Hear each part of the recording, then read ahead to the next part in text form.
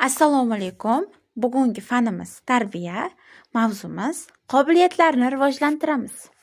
Bugungi darsimizga 3 maqsad qo'yib oldik. Ta'limiy maqsad, tarbiyaviy maqsad va rivojlantiruvchi maqsad.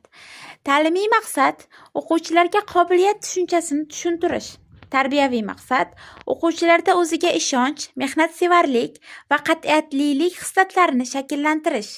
Rivojlantiruvchi maqsad o'quvchilarning ijodkorlik, mustaqil fikrlash va o'z fikrini ifoda etish ko'nikmalarini rivojlantirish. Darsimizni 3 qismga bo'lib o'rganamiz. Birinchisi tashkiliy qism, ikkinchisi kirish qism, uchinchisi asosiy qism.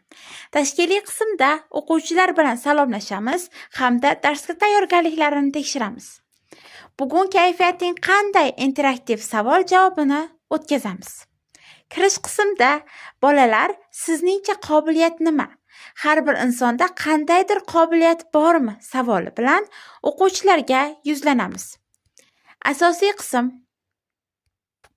Qobiliyat bilim emas, lekin u ham insonning bir ish qila olishiga yordam beradigan shaxsiy xususiyati, salohiyatidir. Masalan, bir kishida hidni sezish va eslab qolish qobiliyati bor. Bunday qobiliyat kimyogar, oshpazlar uchun zarurdir. Har qanday ish uchun bir necha xil qobiliyatlar kerak bo'ladi. Masalan, shifokor ziyrak, kirishimli, aqlli, chaqqon, halol inson bo'lishi kerak. Qobiliyat umumiy va xususiy bo'lishi mumkin. Masalan, yaxshi xotira umumiy, ya'ni ko'pchilikda bor qobiliyat, lekin musiqiy iste'dod xususiy qobiliyat hisoblanadi. Xo'sh, o'quvchilar, qobiliyat deganda nimalarni tushunib oldingiz? Xo'sh, sizlarda qanday qobiliyat bor degan savol bilan yana bir bora o'quvchilarga yuzlanamiz. Keyin esa o'quvchilarga topshiriq beramiz. Ya'ni birinchi topshiriq, men nimaga qiziqaman? O'quvchilarga kartochkalardan foydalanamiz va kartochkalar tarqatamiz. Kartochkalarga nega shu narsaga qiziqasan, uni qanday rivojlantirasan kabi savollar yozilgan bo'ladi.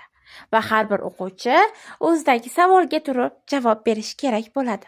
Hamda darsimizni mustahkamlash maqsadida mustahkamlash uchun savollar beramiz. Qobiliyat nima? Uni qanday rivojlantirish mumkin? Har kimda qobiliyat bormi? Kabi savollar bilan yuzlanib, meni yozuv mashqini ham bajaramiz. Men o'zimda nimani rivojlantirmoqchiman degan savolga har kim o'z bilganicha javob yozadi. Hamda dars so'ngida yozgan javoblarini tekshirib, o'quvchilarni rag'batlantiramiz. Uyga vazifa qilib esa mening qobiliyatim mavzusida kichik rasm yoki hikoya tayyorlash topshiriladi. Shu bilan darsimiz nihoyasiga yetdi. Xayr, salomat bo'ling.